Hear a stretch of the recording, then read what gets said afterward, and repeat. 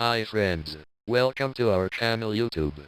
Sometimes file or folder are not able to copy or move to another drive in Windows 10. This case of program error in Windows. In this video I want to show how to fix file transfer problem or send to us drive problem.